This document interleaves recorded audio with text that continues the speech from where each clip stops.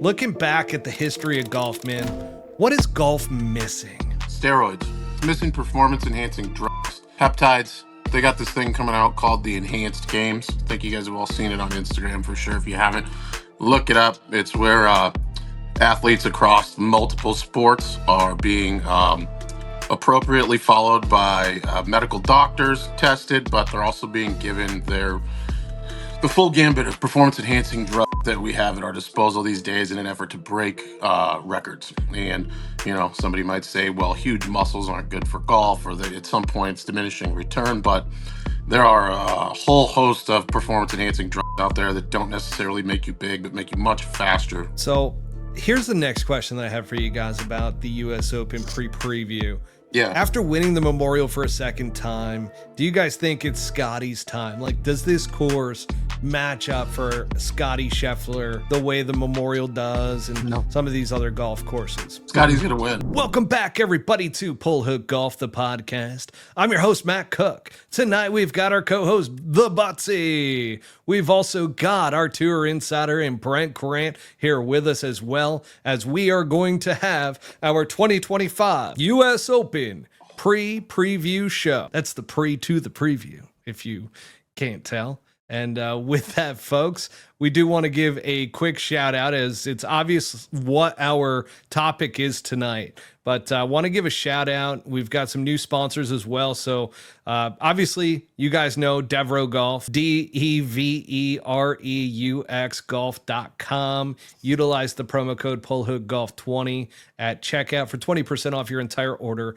at DevereuxGolf.com. I'm wearing their, I believe they call this the Pro Shop collection. So all white, got their little logo over here, one of them. Anyways, I like this logo. It's very subtle. Botsy's in the back doing dances with his Devereux Golf t-shirt on, and Brent came right off of the golf course. So we're going to be getting into all of this. He's been grinding. Now, we also want to give a shout out to our sponsors, Vice Golf. So Vice Golf is stepping it up with us as well. But Pull Hook, you can utilize that promo code, Pull Hook, at checkout at vicegolf.com. What I love about Vice Golf is that they're not like their performance stuff. Like the golf balls are performance based. I personally play the Pro Plus, the Vice Pro Plus, but I was looking at their golf clubs too. And I'll tell you guys, like, well priced. Like when we're talking about last week, club manufacturers, a lot of people on the internet this past week talked about, through some of our clips and so forth, that, you know, golf equipment's become very expensive. Vice Golf really hits a great price point with performance gear. You can buy their golf balls in bulk and get them for a heavy discount. So utilize the promo code PULLHOOK at checkout for 10% off at vicegolf.com. And that's for the golf ball side, folks. They do some cool promos too every month, so be on the lookout this month. They could be changing it up a little bit. But I also, last but not least, folks, I've got a club here. You might have seen this on the gram. I'm just going to bring this a little bit closer to the camera. Let's get this in frame here. My Ruben. God. Ruben over at Custom Golf AZ. And that is Custom Golf AZ on Instagram, folks. He's putting together his website now. But a club fitter from PXG who has been doing custom coatings and all of the... He's been dialing me in for a little while now in terms of club fitting. He's going to be doing a lot of club making. You can tell there's the BB & Co. Farrell's on here. I believe this is called the Devil's Sunrise or something along those lines. But this is so sick. And the KBS shaft, want to give a shout out to KBS, which is right over here with the hat. But KBS is one of our sponsors hooking us up with shafts, so we want to give them a shout out. Best in the game right there. But these clubs, man, I tell you what, these were not in great shape when I sent them over to them. And I got back, these are raw tour blue finish. Okay. So they look just absolutely They do mint. look cool. They're so dope. He took a video, put it on Instagram, but check him out over at Custom Golf AZ on Instagram. That is his main page. He also a while back refinished a putter for me, as well as one for my wife as well. So One was all white, one is murdered out in black. I've got it over there, but I can't quite reach it. So, but again, if you're watching this, it is a Titleist 690 MB. He redid the entire set where it is brand spanking new with the KBSC taper shafts. All right, there we got our sponsorships out of the way. I know, I was kind of long-winded there a little bit, but Not at I all. will say this, man, between those three sponsors right there and KBS as well, we're really happy with where we're at, and Johnny Walker as well. So make sure to drink responsibly over the age of 21 years or older. There's going to be some more sponsors coming on board as well. That might become a long-winded. We're going to add some to the middle part of the episodes moving forward, so it's not all front-loaded for everybody. But let's get into it. We're going to start off with the tee-off report with Butsy, who has the Metallica-looking Devereaux Augusta hat on right now. And Butsy, looking back at the history of golf, man, what is golf missing? Steroids. Steroids. It's Really? missing steroids. It's missing performance-enhancing drugs. Peptides. They got this thing coming out called the Enhanced Games. I think you guys have all seen it on Instagram for sure. If you haven't, look it up. It's where athletes across multiple sports are being appropriately followed by medical doctors, tested, but they're also being given the full gambit of performance enhancing drugs that we have at our disposal these days in an effort to break records. And somebody might say, well, huge muscles aren't good for golf, or that at some point it's diminishing return, but there are a whole host of performance enhancing drugs out there that don't necessarily make you big, but make you much faster. Make your muscles fire faster, make you have longer, like less time to exhaustion on the golf course. There'd be a whole bunch of shit to go into it. So I'm just looking for like the Barry Bonds, Mark McGuire era of golf. I want to You see forgot before Sammy Sosa. It was the Sosa three as of well. them. Lose my beautiful him too. But I just want to see like before they roll this ball back, and Bryson obviously maxed it out as naturally as you possibly could, probably without really stepping over any lines in terms of being tested and stuff like that. I think there's room. I'd love to see it. We didn't have it with Tiger. That was like everybody's like he was on juice. No, he wasn't. No, he was not. It's He funny was. in our pre-production meeting / text chain, Brent was saying the same thing. Yeah, I mean, you guys, you need to Brent's be like, around people that are really on this shit. Like he was on some good stuff, not maxed out though, and no, not the definitely Barry Bonds, like the cream. no. There's room out there for guys to be really, really, really fast. I mean, I'm talking like Larry Fitzgerald on juice with the ability to swing a club like Tiger Woods, like something like that. I've said it for years. When you got a guy that steps out of would have been a professional football player and he grows up playing golf and he's jacked out of his mind on performance enhancing drugs, what happens to the golf ball? What if he has touch and he flies at 440? Like, is that possible? Is that out there? I think it is. I mean, look at the long drive tour. Those guys aren't tested, right? Are they? Well, look at Daly back in the Yeah. day, right? I mean, think if Daly was juiced and he just absolutely murdered it even like 100 yards further than he did, or used to. And he had some of the softest hands. You asked Phil Mickelson, you asked Tiger Woods, who had the best short game.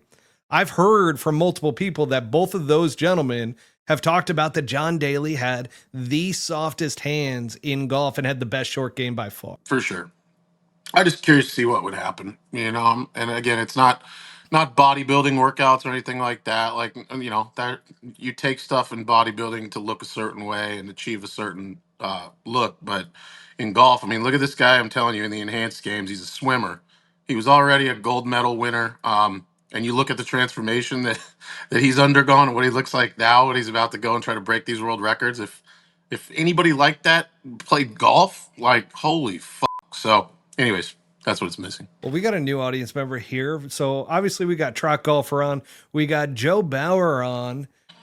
And we've got Joseph Del Giorio. Now, did you see this one, Butsy? Yeah. What's going on? Randy the snake. Oh, boy. Randy Yep. the pet wall snake. R.I.P. Randy. There you go. Long So time ago. Butsy's got some friends coming on to the episode now. Love that. And Joe welcome, Power. everybody. Yeah, join in, chime in. We love to see it. Beta blockers, Trot says, mixed with HGH. So Yeah, beta blockers, the anti-yip medication of the future. is he? You know what beta blockers are?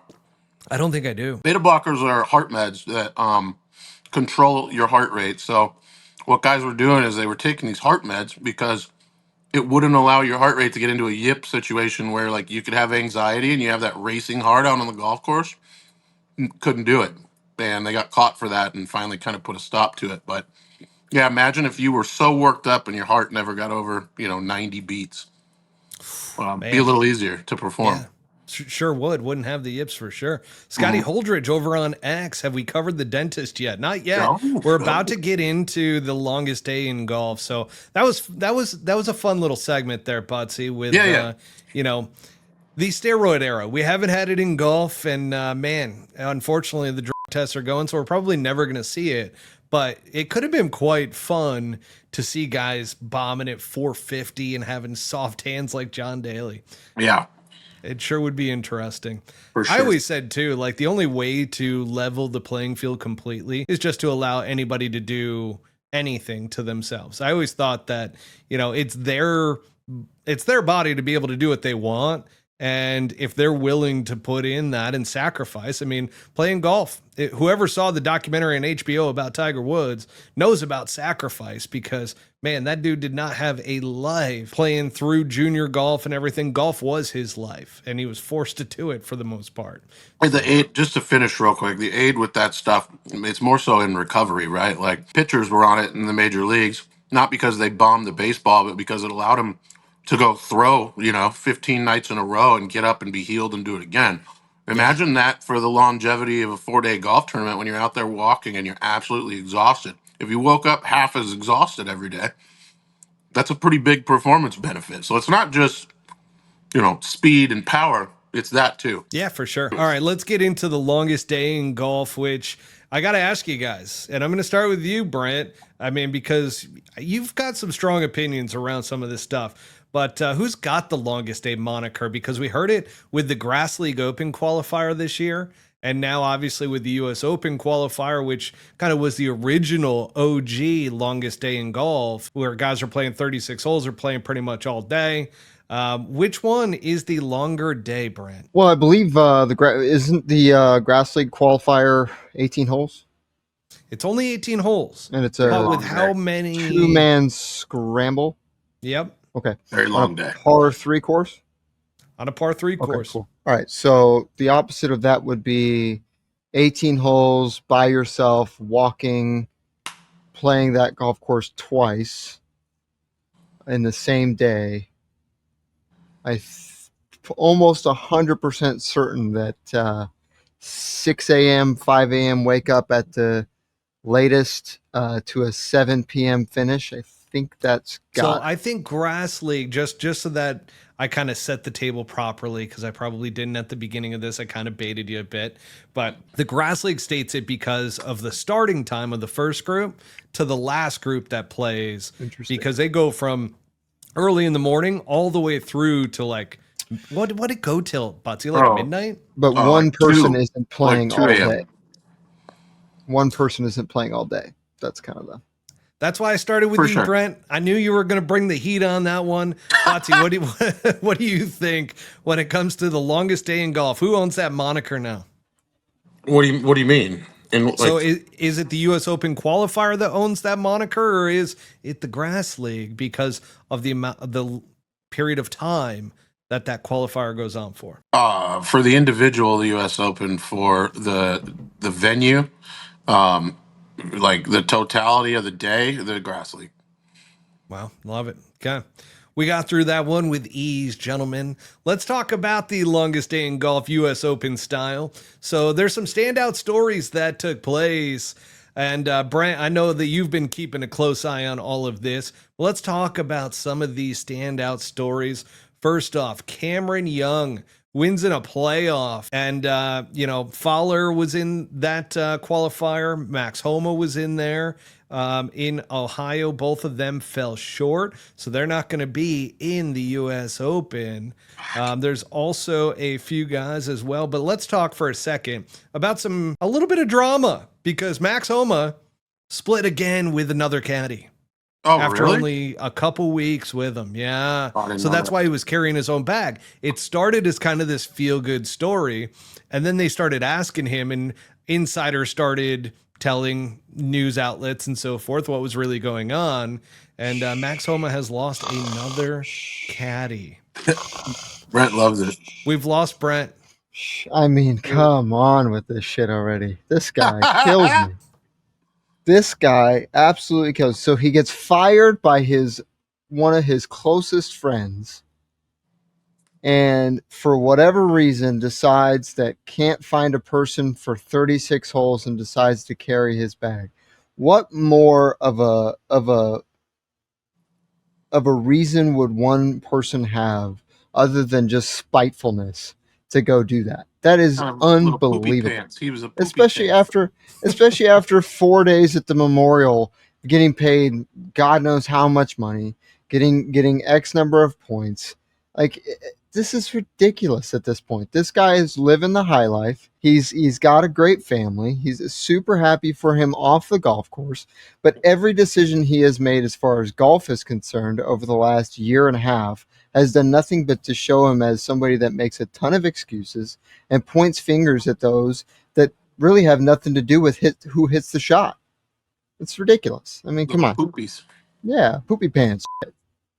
Yep. I will say this. It does seem like Homa's going through something. Yeah, clearly. And on course, off course. I don't know if necessarily the off course is going as well as you think it might be going, because, you know, having somebody who's complaining a lot, and he did reference this within his post round, kind of when media was asking him and so forth. He didn't want to talk about the caddy situation, but he did say, he alluded to it a little bit, to where he's like, well, there's nobody else out there to blame other than myself when I'm just out there by myself. Sure. So which means Which means that there's somebody to blame when somebody's dead. Thank you.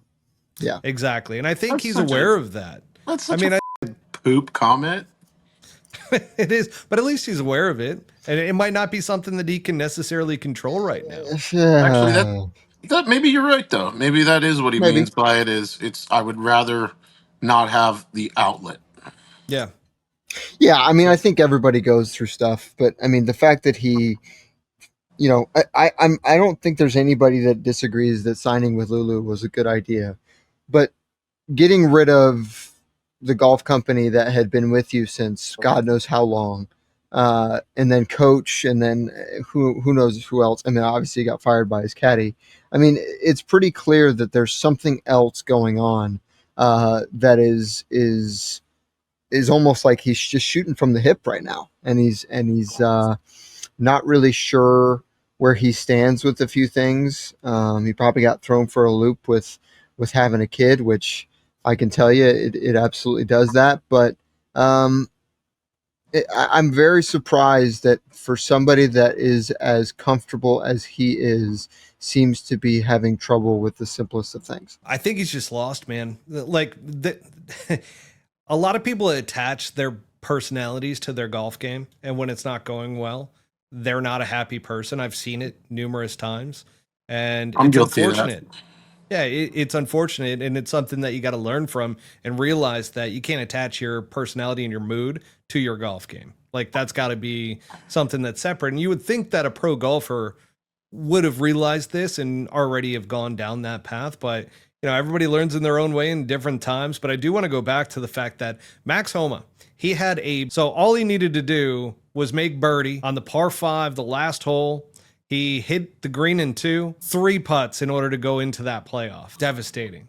And then from there, obviously loses in the playoffs. So did Ricky Fowler, Eric Cole, and Chase Johnson. So that was in Ohio. Let's move along to Atlanta, where Mason Howell, teenage amateur. Who wants to talk about this kid? I don't know enough about him to speak on that, so please enlighten me. I just know that he's an amateur teenage phenom. 17-year-old high school kid, and he absolutely dominated the pros at a great club, the Piedmont Driving Club. I had a buddy whose dad was a member out there in Atlanta, and there was 83 players for 5 U.S. Open spots, and he finished with a bogey-free 36 holes with 16 birdies, tailing to 18 under par total. That's crazy. good. 17-year-old kid. This is kind of like the Blades Brown situation that we've talked about that Brent absolutely loves when Butsy brings up Blades Brown. He's a big Blades fan. He's a fan. I'm sorry, huge Blades fan. Did he get in? I No. don't think so, no. Brent knows. He was watching. Brent does know. You better not get in. I hope the kid plays great, but man, he's It's just like, Dude, it's gonna be tough for a 17-year-old kid to play great at Oakmont. well. Like, that's a tall task. I mean, Yeah. if it seems like he might be a local guy there, which either way, I mean, you got to make it through locals, which is not easy, and you got to place high enough to get the site that you want. Seems like that's the case, but it also seems like he's found something, and that the golf course fit his eye. He probably was able to spend a fair amount of time at that golf course leading up to it. But what a great opportunity for him. I don't suggest that he turns pro after the U.S. Open. I think if he does, he'd be an idiot. But that seems to be the thing now, is just these short-sighted individuals. So you do hate to see it, because there's so much growth that needs to happen mentally, especially in the game. It's not just about your physical talent. And that's where, like, going through college and for free, figuring it out. Yeah, for free and getting paid now. So it's like, they get paid now, right? Yeah, dude. Let's go to a Six D1 figures. college and go get some money and get a free It's so education. ridiculous. And on get top of fucking that. good. You tell Get you really kidding me? good. Like, the best times were in college. That's where you get to drink, party, have fun, be a part of a golf team. Like, it's an absolute blast. And you can still go qualify for all that shit. Oh, Exactly. absolutely. Yeah. And I'm going to go back to Scottie Holdridge here off of X. He goes, have we covered the dentist yet? Here you go. So pay heard about that attention. guy. Former Oakmont caddy, now dentist, qualifies for his home open. How cool would that be? You grow up caddying at a major golf course. I mean, this would be like caddying over at Silverleaf growing up. Yeah. And then or Whisper Rock. And then all of a sudden, for us Scottsdale guys, right? And all of a sudden, you've got where you have an opportunity to qualify for the U.S. Open, and you'll be playing that golf course. I wonder if he knows the green still. Probably. Probably. I don't think they You changed think. that much, right? I mean, they go through some redesigns and so forth, but I don't think they've probably changed all that much. So I would imagine he's got a pretty good idea to this golf course. But being a dentist, I mean, talk about inspiration, right? Of keeping your game in shape. That dude's got a full-time job. I don't know if he has a family or whatnot, but he obviously has responsibilities that isn't just golf. Yes. And I mean, that's very, very inspiring to hear and see. There's some others in there as well that obviously qualify. We're kind of skipping over some of the other names, but I feel like the big stories are the ones that we want to focus in on. And then in New Jersey, we've got amateur Ben James and pro Ben James Nicklaus. So James Nicklaus is big on social media, Mm-hmm. New York, a city guy, and makes his first U.S. Open, I believe, in New Jersey. So he's going to Oakmont. Great story. He was crying after the round, talking to reporters and stuff. Like, he was emotional. And I think that's okay. Butsy, what do you think? We've talked about crying before. Oh, man, I would bawl. I don't think I'd be able to hold that back. I think that'd probably be where I wouldn't expect myself to go there. I think that would just be like an overwhelming thing that's probably where I would go with it as well. I think I would probably break down and tears of joy would roll down my face. And then I'd probably eat something so sick. Oh, man. And then Trot wants to know, Brent, do you know Brady Calkins? I know him well. Yep. I know Brady. Yep. You know Brady. Oh yeah. Yep. Brady was dominated the Dakotas tour for a while. Never quite made it through Q school. Has struggled a bit off the course.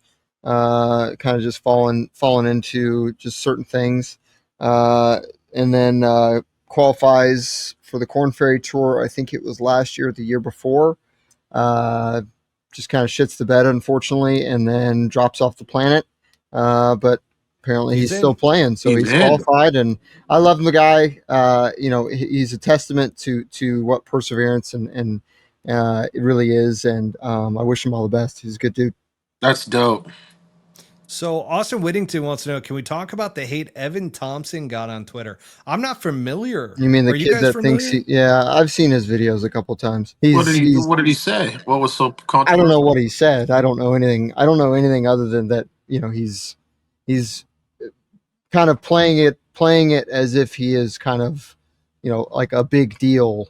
And he's got some influence with certain people in the social media realm, and he's kind of been able to use his play to kind of build the deal up. And he's, I mean, if you watch his social media, you would think he's basically a tour pro, but I don't know what he said. Maybe somebody can Austin can yeah, what did he please say? elaborate. I have no idea. Elaborate, Austin. If you could type that in, we'll table that one for the time being, because there was also some notable qualifying dramas and heartaches. Okay, Mark Leishman being one of LIV Golf did not have a good outing or showing for these qualifiers. They didn't last year either, because what do we know about LIV Golf? Once you get past like the top 10, it really starts to fall off. Yes, these guys have had names. Yes, they've won PGA Tour events. Some of them have won majors, but their talent level now is not what it once was. And they're at the end of their careers. But Mark Leishman is in Maryland. LIV Golf veteran Mark Leishman had to survive a playoff at Woodmont Country Club to grab his spot. So, I guess that one he did end up getting. At Springfield, Ohio site, PGA Tour pro Zach Blair dueled an amateur, John Peterson, through 4 extra playoff holes for finally securing his spot. Even overseas players made noise. At the lone Canadian site, PGA Tour winner Emiliano Grillo drained a birdie on his final hole to clinch his U.S. Open berth. Then we've got here, here's the players that came up short. So out of 25 LIV golfers who entered final qualifying, only Leishman and Mexico's Carlos Ortiz managed to advance. Others like Sebastian Munoz. Actually, Munoz is no longer, isn't? Oh, no, he is. Sorry, I'm thinking of Echeverria. And then Jason Kokrak, he missed out. Past champion struggled too. 2012 U.S. Open winner Webb Simpson missed the cut at North Carolina's qualifier by a single stroke. 51-year-old Padraig Harrington, he fell just short in Ohio. Longtime PGA Tour stalwarts Matt Kuchar and Adam Hadwin also failed to qualify. There was even heartbreak in one golf dynasty. This is the one that I was thinking of when I'm like, man, LIV once again. But it wasn't a LIV player, okay? The LIV player was actually caddying. It was Luke Poulter, son of Ian Poulter. He finished 10 under in Florida, but lost in a playoff for the final spot, leaving him as an alternate, which might get in. Who knows? Somebody might not, get sick, or who knows? Yeah, you never know. You'd hate to get sick for that tournament, wouldn't you? I know. I saw a post by Lee Westwood, which him and I have had words on Twitter before.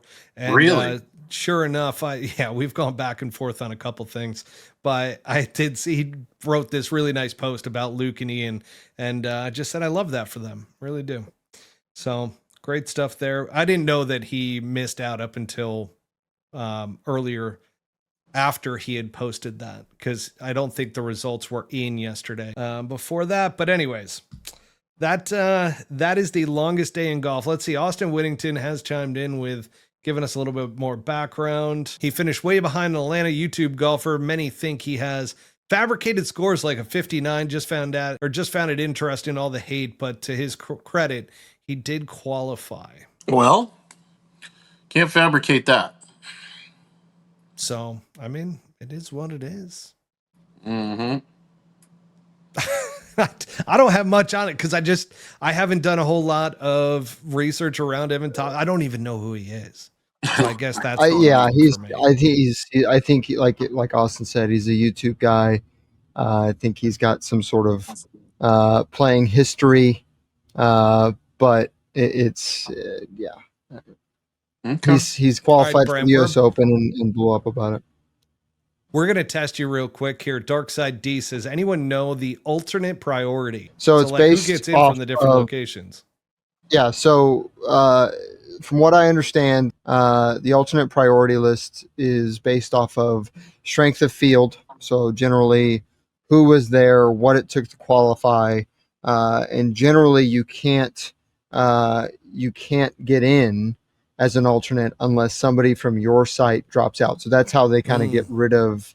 They make it fair for everybody that, just because somebody drops off in Springfield doesn't necessarily mean somebody from California is going to get in. So I'm happy to be wrong about that, but I'm pretty sure that's what it is. I don't necessarily love that, but it's just the way they do it. Brent's got some internet connection issues, but I believe what he's saying too, he'll correct me if I'm wrong here, but the only time they go to strength of field is if somebody drops out that didn't qualify to get in. Is that right? So the ranked alternate priority really isn't necessarily a major thing. That's if everybody drops out from, let's say that nobody in the 1 or 2 alternate spot can go from Ohio, let's just say, then the next one down would fill that spot. Well, what I'm saying, Brent, so let's say that like Scottie Scheffler gets injured and he misses the US Open,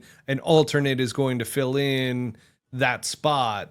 Yes. Am I correct on that? I believe that's correct. They would go to strength of field at that point? Correct. Yep. So for example, it also depends on if, so when I qualified in 2023, a buddy of mine was first alternate and was there. I don't know how many alternates were there, but I suppose he waited around and was the only one on the range when I left. So, I think that makes a difference, but I think it's also who's willing to travel as far as during the week alternates. What a year to qualify to for a U.S. Open for you at LA Country Club. Yeah, that was a blast. Talk about. Shoot, that place is a gem. Yeah. And I feel like that was a little bit more of a fun U.S. Open in some ways. Like U.S. Opens are not fun. Can we state that? Is that supposed to be? I think right? the golf. Fun for everybody. No, I don't think the spectators had a ton of fun. I don't think the golf club necessarily loved the fact that they were getting a ton of shit for what they did, but. And also, I'm also talking about just U.S. Opens in general. Yeah, they're not known from they're players supposed to be a that pain in the ass. Yeah, exactly. Yeah. It's supposed to be torture. It's kind of like watching the Saw movie. You're going to get tortured before you're able to get out of there. Yeah. Yeah, it's the whole point. I would love a golf tournament where even would win, because then that would really make a difference. But. So I've got a great question as we get into the preview. Get outside of the longest day. Let's get into the actual U.S. Open itself. And Butsy, which U.S. Open venue is harder, Oakmont or Shinnecock? Oakmont, I think. Brad's shaking his head over there. Brad, who you got then?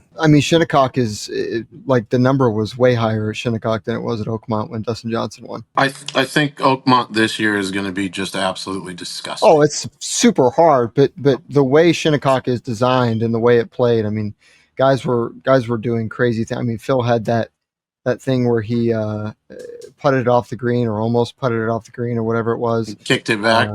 And they lost he wanted the 2-shot penalty because he didn't want to have, he actually thought that he would make a worse score if he let it go. You can always just replay the shot, which I think is interesting. But I did not know that until that. So that was interesting. You could he could have just taken a 1-stroke penalty and hit the putt again. But yeah, good point. Hard to know that in the moment. But to me, Oakmont is about as pure of a U.S. Open spot as there is.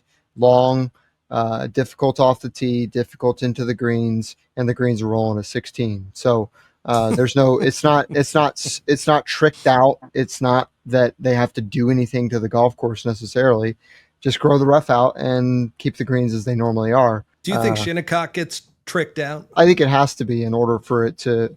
Look at what they did. They lost multiple greens, and obviously the weather had a little bit to play. It did get pretty windy, but Oakmont is so pure. There's nothing about it that you have to do anything necessarily to make it harder. Well, that's what Mike Wan was talking about Yeah. a few months ago. To when they asked him, they're like, "Hey, is Oakmont going to be ready for the U.S. Open?" He goes, It's always "Oakmont's ready right now It's for a always ready. U.S. Open." Yes. He's like, "We're months away," Yeah. and now you see where they did this overseeding with the rough, and this stuff is gnarly. Not only is it long and thick, but the golf ball goes down to the bottom. You'll see it get cut. It looks You awful. think so? Absolutely.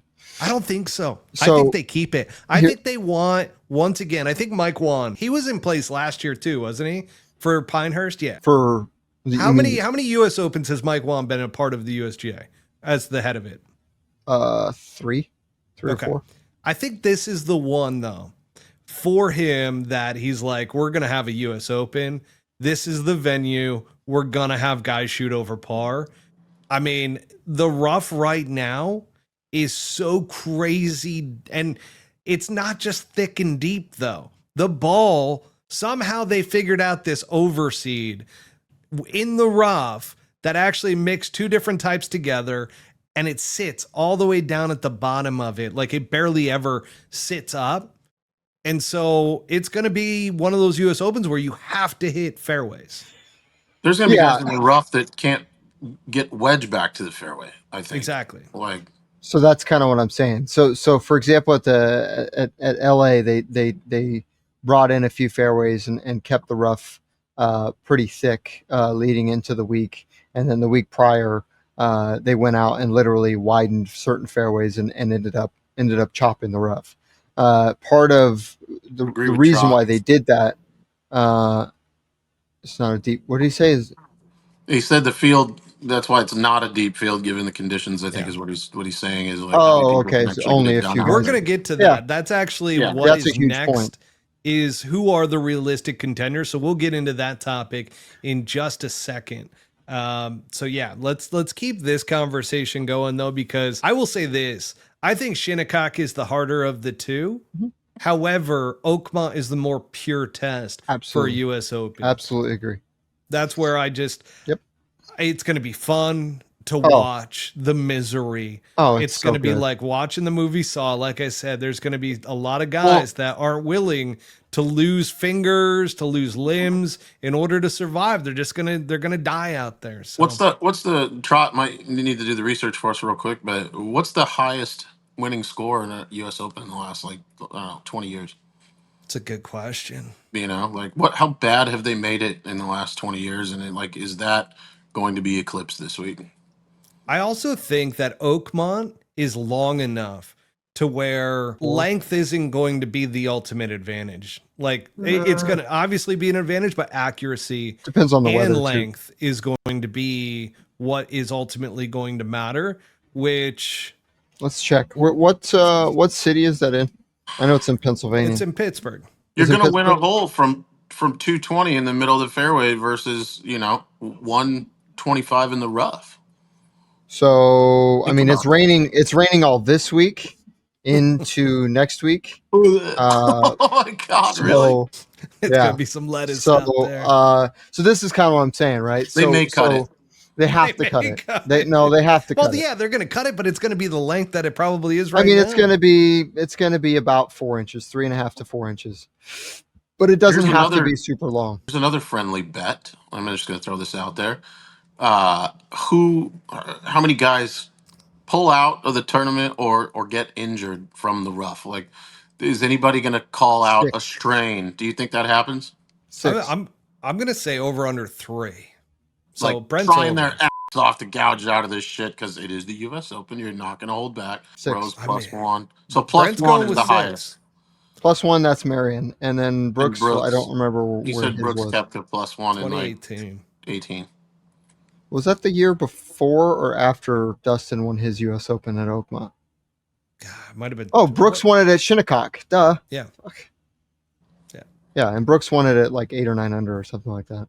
So here's the next question that I have for you guys about the U.S. Open preview.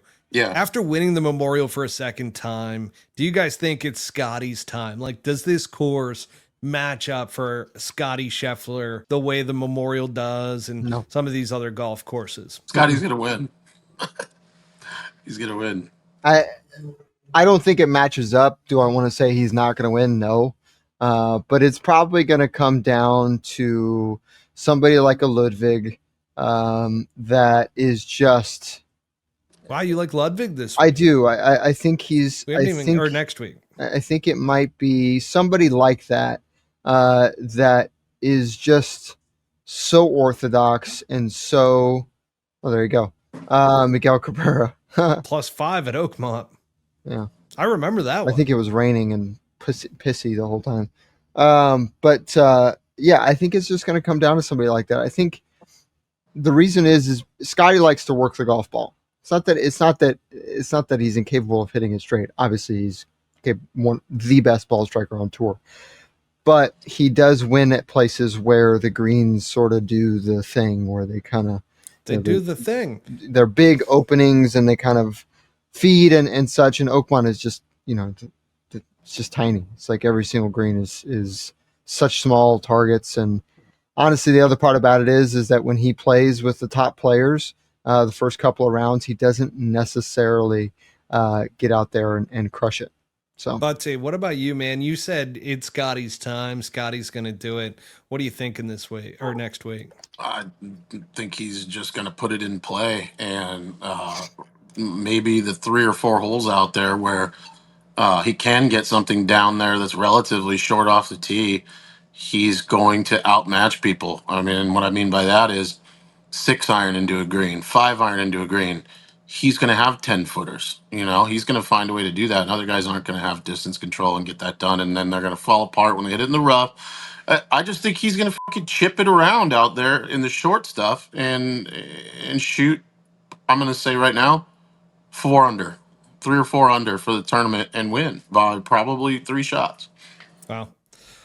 I do like Scottie this week. I think Oakmont, in the condition, if they keep that rough the way that it is, and if Scottie can be as accurate as he has been recently with the driver, I think Scottie's got a really good chance, because those approach shots from Scottie Scheffler are unmatched. Like, typically, and he actually did not strike the ball very well at Memorial for approach shots. Like, I think he left a few out there and he ended up dominating that golf tournament. So for me, Scottie Scheffler is starting to reach his peak for this season, let's say.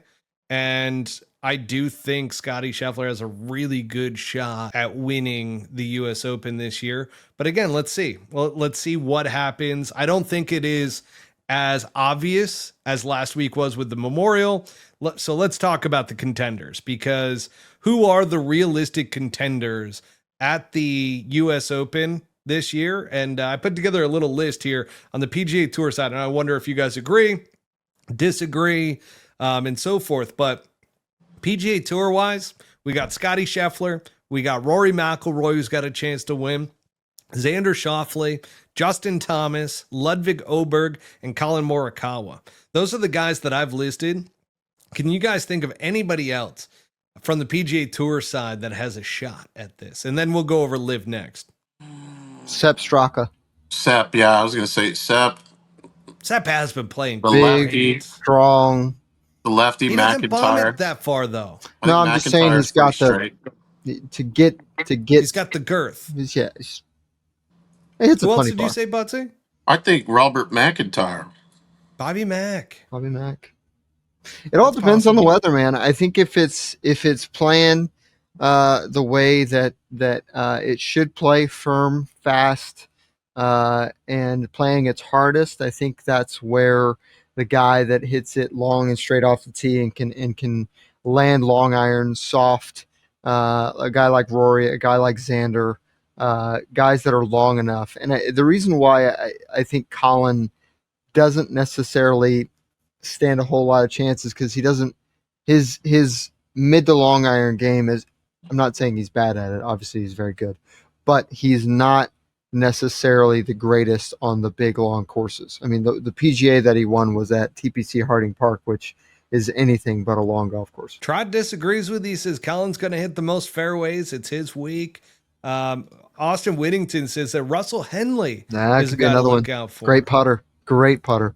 Yeah, so I mean, there's some options out there. Now let's talk about, well, Anybody else you want to add, Butsy? I don't want to cut you off short. No, That's you it. covered the What bases. about Preston man. Summerhays, the amateur? No, absolutely not. And I like Summer Hayes. Scottsdale kid, come on. Yeah, I know, and I like his dad too. But yeah, no. Live Golf. Yeah, I'm shutting that one down. No I love offense. that kid. No Yeah, offense. no offense to He's him got a couple whatsoever. Years. Hell of a He's got player. a couple years. Live Golf wise, I think there's only 2 players that have a chance, and that's Bryson DeChambeau and Jon Rahm. Is there anybody else Brooks? that you guys think? So I thought about this before putting this together, and I'm like, I think Brooks is back in his head again. Where remember when he joined Live, he didn't know if he was ever going to be able to compete at that level Oh, it again. saved his career. Yeah. I think he's actually back to kind of that. Like, I'm not inside the head of Brooks Koepka, okay? So don't sit here. This is not for gospel. I'm just going off of what cool my if you eyes were. are telling me. It would be great if I was. I wonder, like, what he thinks about. Oh, hey, there's Jenna. Oh, hey, there's the baby. Oh, hey. But realistically, with Brooks Koepka, I just didn't see that at the Masters. I didn't see it at the PGA Championship. And it looks like he's struggled with his actual mechanics. When that happens, all of a sudden he starts getting in his head. And he's the one that said, hey, you can't find it on the range the Wednesday before the tournament. Like, you're going in with what you got. Fair. And I don't think I have seen anything from him that tells me he will be a contender this week. And that's unfortunate because he's a great one to watch coming down under pressure. I agree. I mean, he's a great competitor. Obviously, he kind of fits the bill for kind of what most of us strive for, that kind of swagger. What about Joaquin? Dude, I don't like him at all. you can't hit the broadside of a barn off the tee. So Joaquin, I feel like is every Live Golf fan is just living for the day that Joaquin Niemann plays well in a major. Yeah, that's kind of why I said it. Can we touch on guys of that build and kind of we'll get there. You just go ahead. I don't think. I mean, my head. Truth be told, I don't think I would have a great opportunity at Oakmont. Or I mean, you are actually, for your size, Brent, you're pretty damn strong. Like, you have a very strong golf swing. And what I mean is that, like, a thin, slender guy like a Joaquin Niemann, it's probably gonna have some he's struggles in that pounds. rough. Yeah, I mean, He's that's gonna have kind some of struggles in there. That's kind of what I was saying. I think part of the problem with some of these guys that are battling injury is that the moment that you make one golf swing of any speed out of 4-inch thick rye Kentucky bluegrass, whatever the hell they're making over there, your entire body takes a hike, man. It goes, oh God, and then never wants to do that again. And then you start guiding it off the tee everywhere you go. Yeah, and if you have to do that 4 or 5 times or 6 times in a round, might not feel so good. I mean, so and the other thing is too, right? I mean, it's what, 7,600 yards. It's a deep golf course. It's super long. We just said that it's raining all this week. Okay. It's rained a shitload this spring, which is part of why the grass is so thick to begin with. But then that also means that the fairways are going to be soft, unless it picks up, blows 50, after this week, which who knows. But that also means that if you hit in the rough, the ball's not going to go very far at all, which means you probably got a similar club that you would from the fairway hitting 3. So I'm going to be honest with you guys. I'm glad I'm not playing in the U.S. Open. I wanted to play so bad, dude. I know you did. I love that. I would love an opportunity to play a golf course like that again. I just have no interest. And just like Kyle over at Cart Barn Guy says, basically like the 10th tee at Parker. It really is. Be right back. I mean, it's very, very close. It is basically every hole is basically like that. Yeah. Rolling out of 16. I mean, it's tough. Yeah, it's a tough deal there. Probably one of the hardest holes on the planet outside of what you'd find on the front 9 at Hero. But pretty close. I mean, let's Yeah. talk about that. I mean, how does this golf course even come close to? I mean, why don't we just always talk about that? Well, they can't. They can't. And We are lucky, not going on a rant about the Hero World Come on. Challenge. I mean, it's I'm so stopping important it to the right game now. of golf. That's what Right the golf now. golf world needs. well, Course breakdown. What makes Oakmont so difficult? And so here's the question, right? The difficulty, the rough, the church pew bunkers, Sure. the lightning fast greens. Which aspect is the toughest out there at Oakmont? Brent, Well- you start us off. Well, I mean, it's got to be the rough. I mean, the fact that, like we said, even if they chop it to 3.5 inches, okay, that's the ball's still going straight. In fact, actually, if they chop it, it's going to make it even harder because it just makes it super duper thick. So it's yeah. I mean, Which one is it? It's you got bogey. 3 to pick from. It's bogey. It's the rough. Okay. Batsy, what about you, man? well, just getting back to the Hero. If that course, You if they son of a could gun. grow grass like that on an island, then it's like game over. It's a winning score in the plus 30 to 40 range. So we'll get that out of the way. But yeah, it's got to be the rough and just what that's going to do to you mentally when you're standing on the box. And it's a par 4 that's 500 yards. And yeah, you have to Yeah. absolutely bang the shit out of one. And God, if you see that thing flying a foot offline, there's a bogey or worse. So I'm that's gonna- probably wear you out. Yeah. I mean, it's pretty, I feel like obvious that it is the rough, but you know, the greens, no, it's the rough. Let's just be honest. It's the about it. f***ing rough. It's the rough. It's not the church pew bunkers. Like, yeah, those are deadly at times. Those can be a blow up. Like you can end up with a triple bogey real fast if you get caught up in one of those. So Mhm. there's some, it's gonna be a beast of a week It's next from the week. east. Yep. Yep. We're not even going to get into the RBC Heritage up in Canada this week. If you're interested in that, you can Go find watch something else. else. Yep. Because we're still on the good old US Open.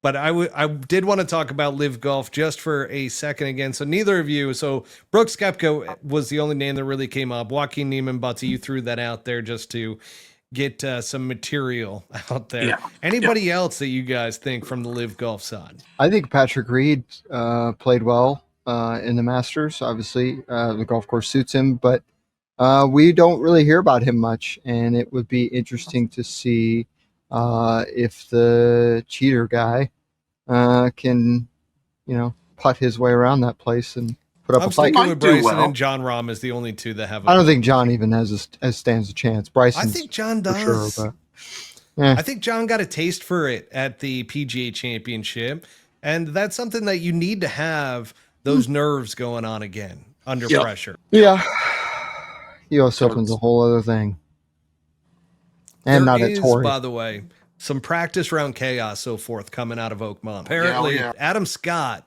shot 3 over after hitting every fairway on the front 9.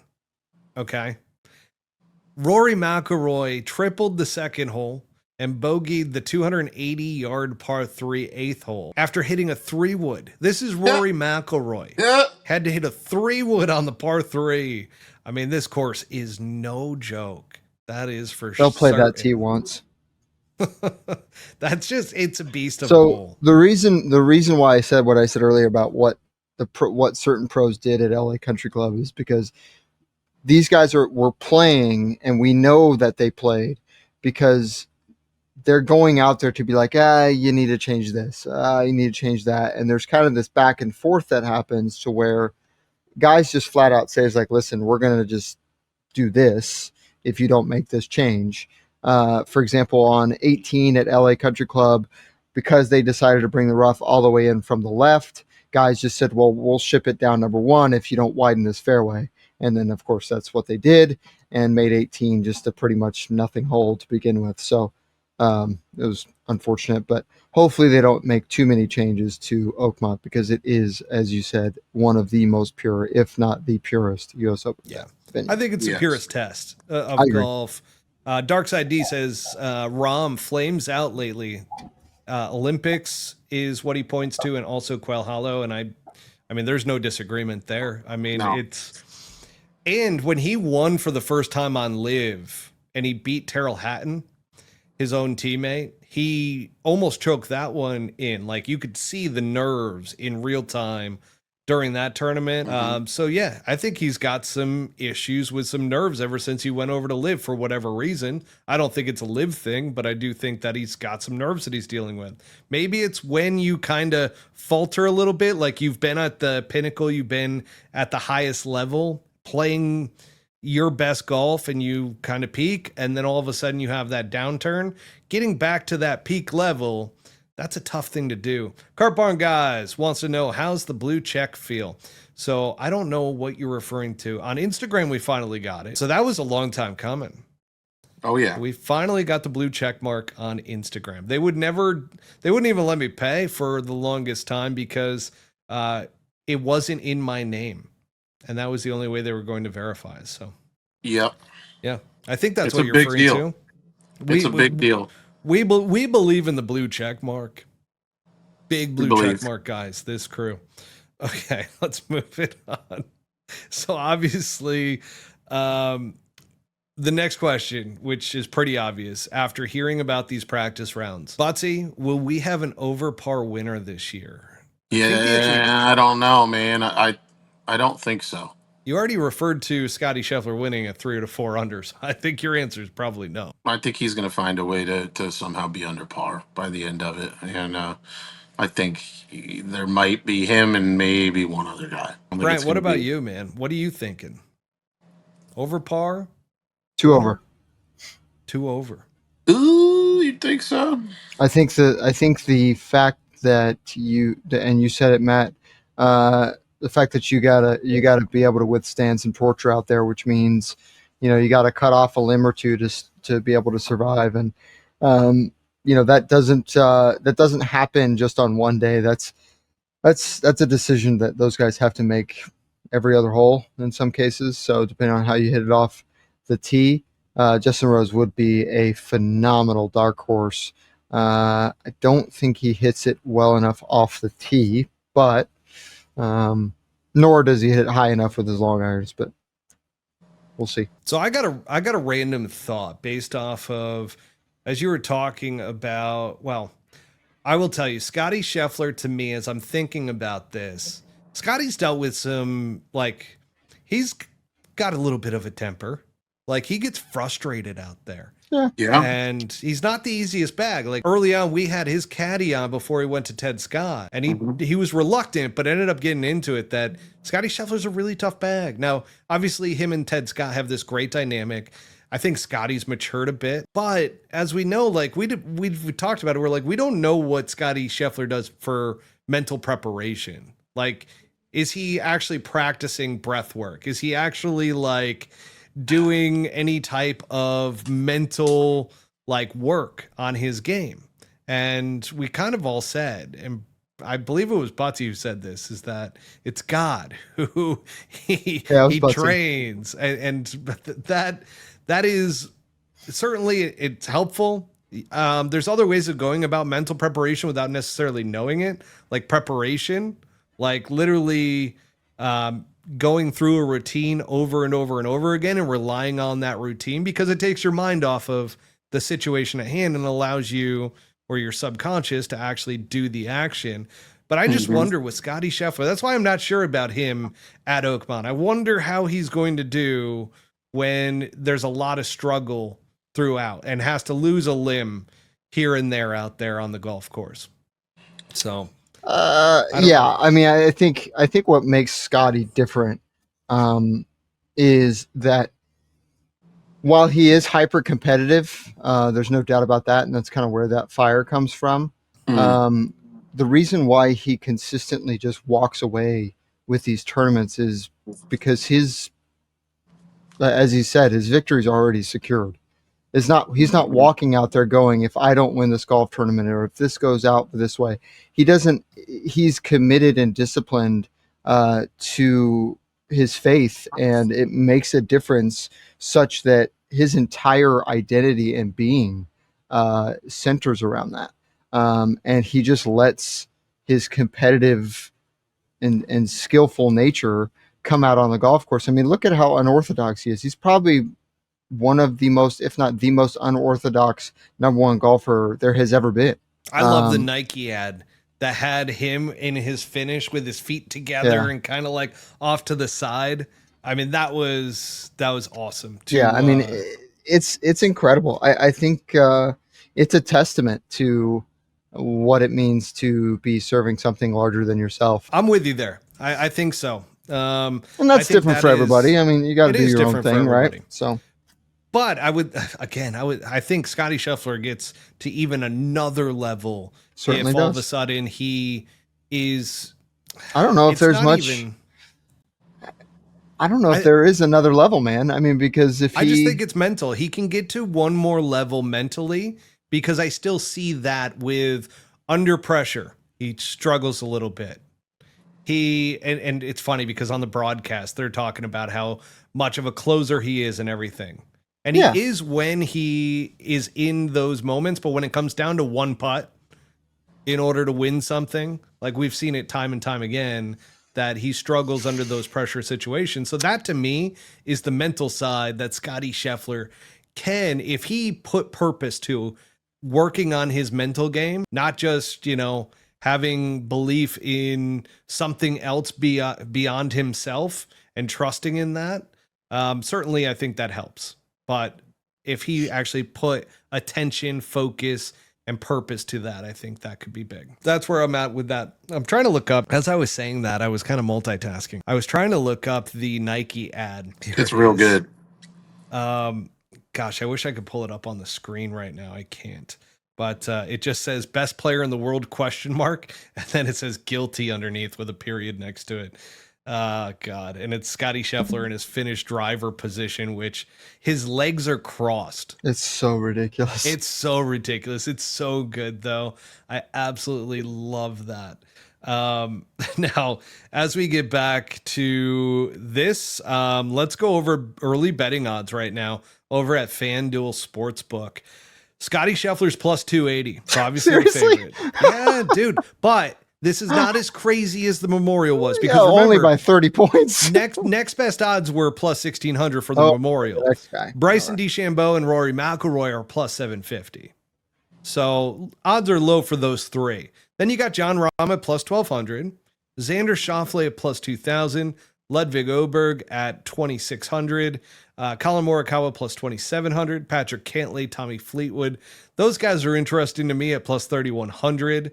I just don't see either of them being like, this is not their week, in my opinion. Now, I've said that about Xander Schauffele in the past, and then he won the PGA Championship. So I'm just going to shut my mouth when it comes to that, because there's something about when I say that, that guys just happen to play freaking great. Yeah, it's a weird thing, isn't it? Like when you see what's been going on with these top players, guys that have won majors, and then all of a sudden they just sort of stop, and in some cases just stop competing at the same level, and then the guy that was won 9 times just kind of keeps going.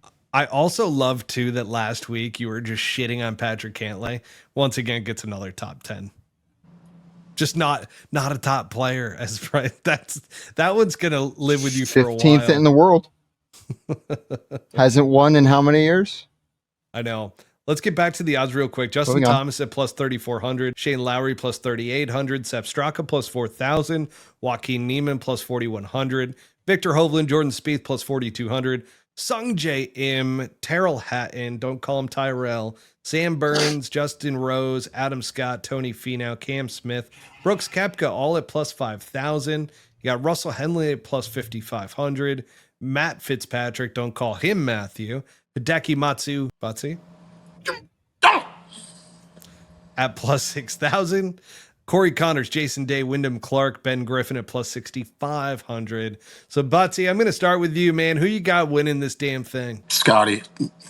And the chef. Yeah, it's Scottie Scheffler. I mean, you guys said a lot, but I think it comes down to just, you've proved to yourself that you're the guy, and you're the guy. I don't think God gives a damn if you're winning golf tournaments. I really don't. If that was the case, I think Tiger Woods would have been looking at the sky his entire career, and I don't think he did any of that. So I think it's very simple math. He just knows he's the guy. He's ahead of everybody else in all categories, and having that kind of confidence, I think he's just going to continue to ride that until it don't work. So Brian, Scheffler, Chef? you said Justin Thomas though, and I don't know that I hate that. It's kind of a, It's hard I to don't know bet if you against the call. guy. I mean, come on. I don't. It's It's not a dark horse, really, well, right? I don't know if it's a dark horse, but the other one is Ben Griffin. He's got like an insane amount of confidence right now. So Yeah, he's I'd been probably playing great golf. expect to see him play pretty well. But yeah, it's going to be somebody that puts it in play and somebody that makes a lot of putts. Kind of the same old story. Brian, what about you, man? Who you got this week? Or next? I'm sorry, I the keep US Open? saying this week because normally we do this the week of, but I wanted to get a week ahead with the U.S. Open preview show. Obviously it's hard to bet against Scottie. It It is. is. He's got full And he's circle, and man. listen, I you know, I think This is like you with the lab putter. You know, you gave me so much shit for the lab putter, and then all of a sudden you came all the way around. yeah, yeah. I mean, By the way, folks, Brent Grant uses a lab golf putter. absolutely, and I recommend it now. But like I said, I think it's really going to be somebody like a Ludwig. I'm going to wait to see some things going into next week's pod before I make an absolute pick. Well, this is just your pre-show pick. You can Yeah, change it by I think next it's, week. I think it's somebody like a Ludwig. Maybe even a Victor Hovland might show up. Maybe Ooh.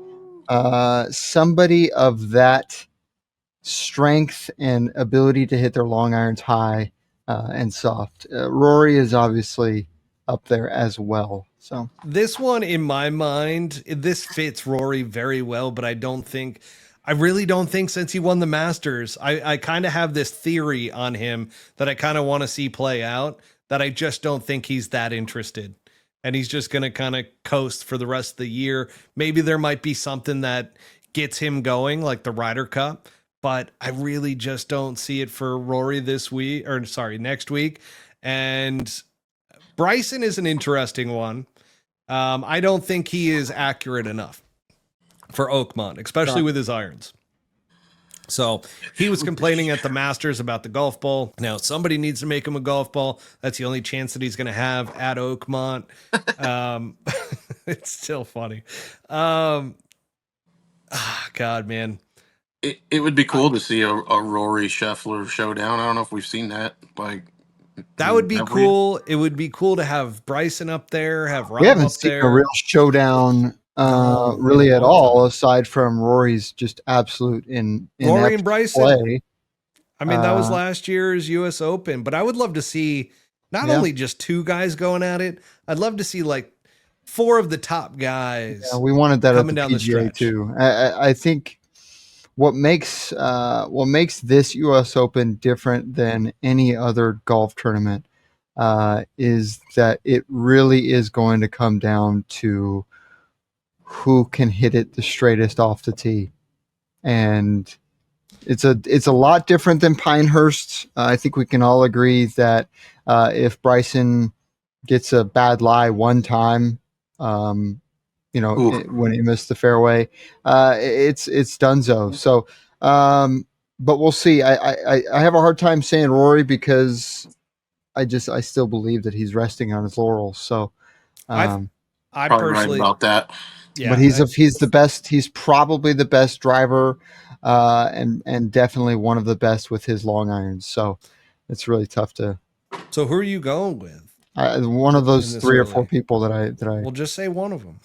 I want to see Ludwig get it done. I think it really. I think it would really. You were high on him become earlier special. in this podcast too, so I think that's a smart move to stay strong with Ludwig, because I think with how straight he hits the golf ball and how accurate he is with the driver, and he's long, that he's got a really good shot this week. That's why I put him in that mix.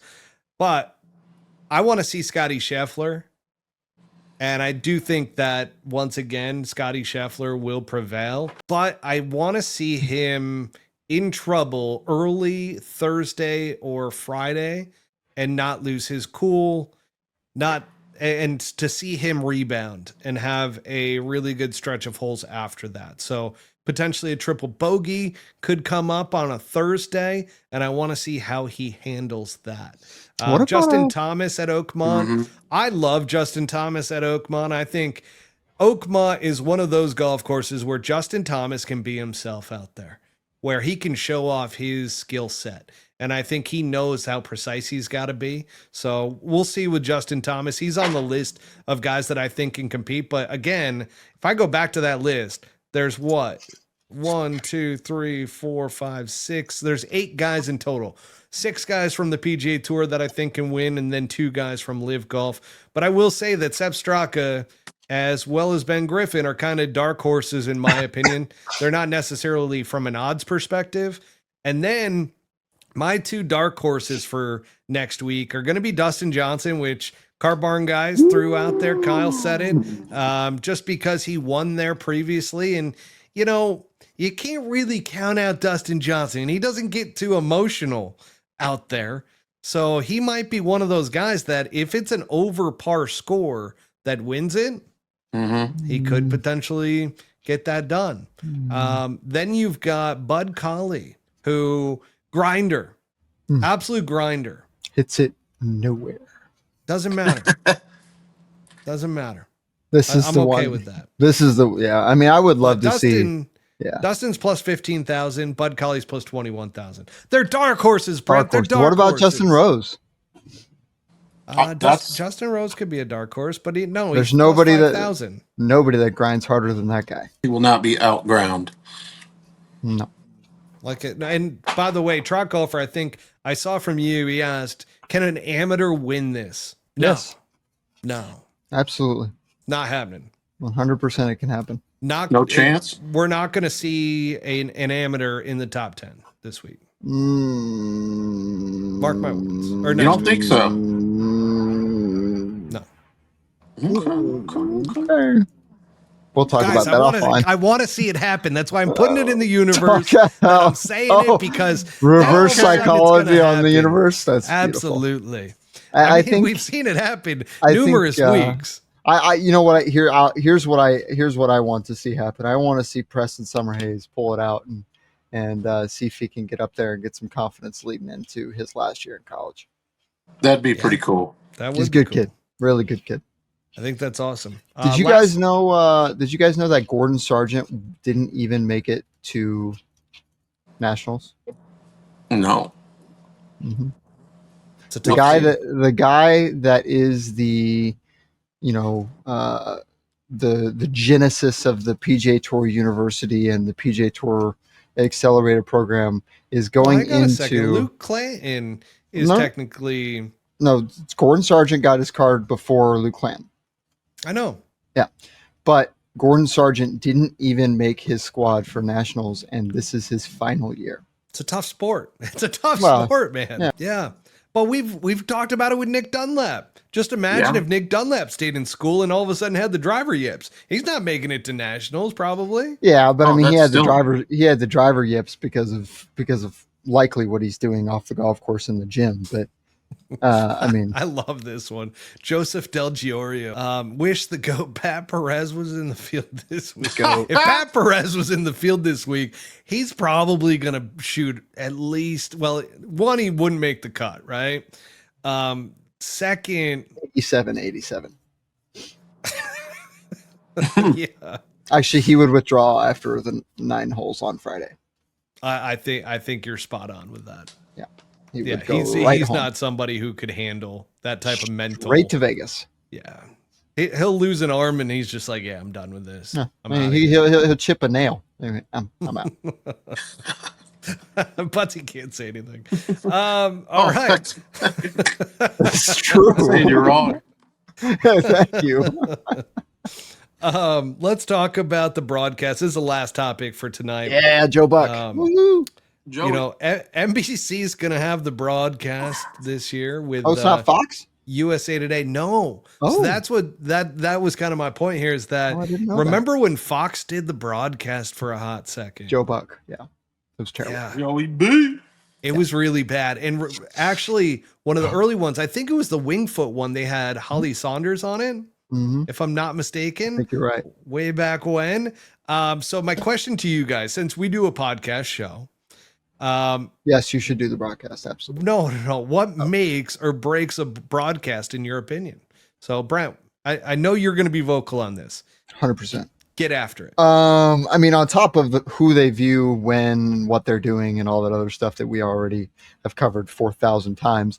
But as far as the people and what they say, the best broadcasts have been when these guys are kind of funny but accurate, short to the point, and you can tell that they're not trying to make a joke so everybody will like them, or say a zinger to try to get that one liner out there. And it's also educated, talking about how many times have we heard, oh well, I would have never hit that shot, or I can't believe he hit that shot, or I would have never done that. I mean, that's all I've been hearing every time I watch golf this year. Oh, that was a terrible shot. I have to be honest, I've heard that probably 20 times. And it's from a guy that I don't even think he made the PGA Tour. And you're just like, go out there and hit those shots. Oh, you can't, because you can't break fucking 80. So go do it. I don't want to hear it. Austin Whittington says, bring back Johnny Miller. Johnny Miller was absolutely not. I've talked about it on this podcast. I sat on a plane ride next to Johnny Miller. I've gotten to know Johnny Miller as well. I've seen him and his sons. I think they're great. Nice people. He's phenomenal. But Johnny Miller is the originator of, I would have hit that shot better. And there's a reason why you're in the booth, Johnny. I don't want to hear it. Yeah, because he got old. Butsy, what about you? What makes a broadcast great? Just getting excited when good shots are hit, and respecting that, and then the rest of the time just calling it. Just call it as it is. Don't your opinion. I don't know. That's like exactly like Brent said. If you're sitting on the couch or you're in the booth, you're not playing. So having an opinion on whether or not you could do better, or speaking from a personal perspective on how well you hit golf shots or what that been, I guess that's fine. I guess it's okay to say, oh, maybe he should have done this, but I don't know. Just being realistic, being real. John is the man. Had a few dinners with him. Oh, sorry. That was from Cart Barn Guys, Kyle over there. He's not talking about Johnny Miller, no. though. He's just talking about some guy named John. Just a guy named John. Yeah, that's great. Trot Golfer, let it play out. Still no mics on the bag. Well, did you guys, I assume. I miss Gary McCord. Yeah, everybody does. And David. Faraday.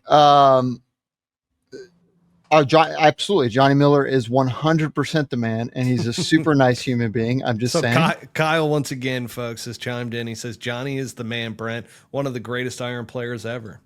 He's a terrible golfer. Matt Every is good on the mic. So Matt Every, he's an interesting one because we had him on the podcast, and he wasn't, I like Matt Every. I do, but like, he did not really want questions being asked of him like that were like, I think that's something that Jim Nance does really, really well. That's why we lean so much on Jim Nance in particular, but it's the storytelling. And to you, both of your points, by the way, I love what you guys said, which is be authentic, like call it how you see it and how it's unfolding in front of your eyes. Be descriptive, but be authentic. Don't sit there and be super opinionated to be like, oh, he should have, hit that shot within 5 feet. And you're right. I have heard that on several broadcasts recently where it's like, they're like, oh man, that was a terrible shot. Like he could have gotten way closer. I have to be honest. Like what? Yeah. Nobody asked. One, that is a saying that I say quite a bit, and I hate it because it's like, well, are you not always dishonest? Like, what's going on there? Like, it's a figure of speech, and I get that for sure. But it's also qualifying. Yes. Yeah, but it's also something that people use as a crutch a lot, so that they can say something, right? And that to me, just be authentic with the broadcast, and I think that'll lead a long ways when it comes in that. And then also, I think, like, I don't know if I love it, but I feel like the viewership loves it, is when they have a guy out there on the course like a Johnson Wagner, or who knows what he's talking about. Faraday. Well, there's they brought the guy in for the PGA Championship. I guess he's a Euro, one of the Euro broadcasters, been in golf for a very, very long time. Like they all gave him a ton of acclaim, but he was putting golf balls out there and showing how much the golf ball will come off of the green with the false front. Was talking a little bit about the rough, things along those lines. Like, I think those clips and aspects to give the viewer a sense of how deep that rough really is, or how fast those greens are, 100%. or undulating, or some of the church pew bunkers. Like, that's going to be a really telling piece to this. But again, that goes to the storytelling. That goes to, there's an educational piece. Like, they teach along the way, but don't take it to that level of, making the viewer feel like an idiot, or like trying to assume that the viewer doesn't know what the hell you're talking about. Right. Just be authentic. Your job is to relay and paint the picture. It's not to somehow drag somebody else down, or for you to blow yourself up, right? To make yourself the show. And I think you're spot on. Jim Nantz does, like, not a single time have we ever heard him put himself in somebody else's shoes and say, well, I think this, and I just have to be honest, and it's my opinion. And no, he tells the story. He gets the information. Now, granted, the information for the most part is fed to him, and sometimes, it's a little bit, bland. But at the Masters, aside from a couple of impossible stories that we can go into after we get offline, but for the most part, it was just like, holy crap, I feel like I'm there. And that's the whole point. And that's why, like, a Vern Lundquist, a Faraday, Gary McCord, what a voice, Ian Baker Finch, unbelievable. And I will actually give Johnny Miller some credit. For the most part, he was very, very good. There were a lot of times where he did kind of make himself the show, but he realized that if he was controversial, and I feel like guys in sports nowadays do this way too often, and it's getting played out to where they purposely take the stance to piss people off, right?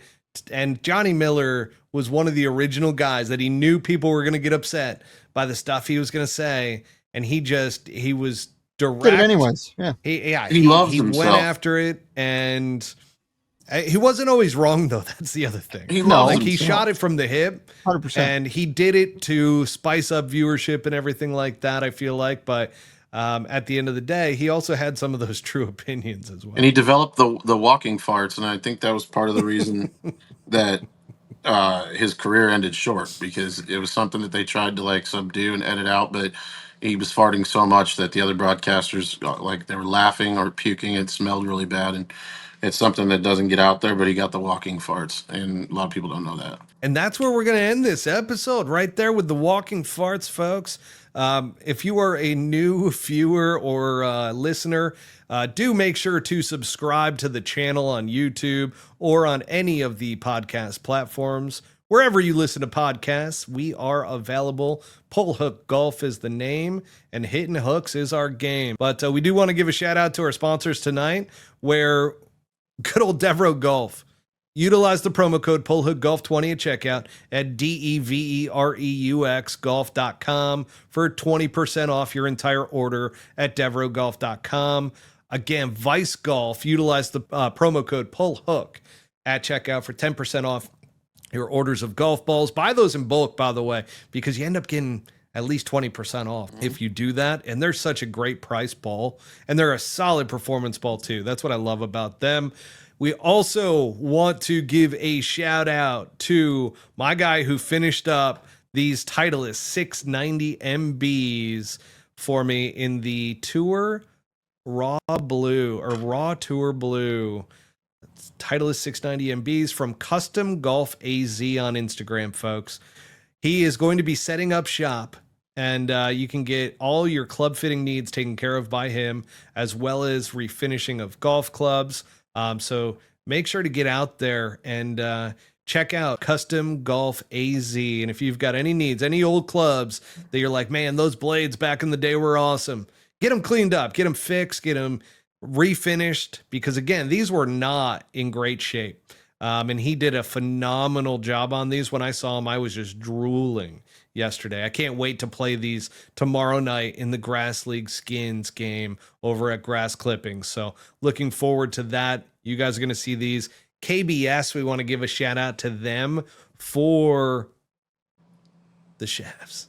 So I've been playing some money tapers, which I absolutely love the money tapers. I love the feel of them. However, they tend to balloon on me just a little bit, which is why I've gone back to C tapers, which they're a little bit stiffer, but KBS, best golf shafts in the game when it comes to irons, in my opinion. You can argue with me on that all you want, but KBS, hats right over here. We appreciate you guys. And until next time, do you guys know what's coming? Oh, yeah. Hit it.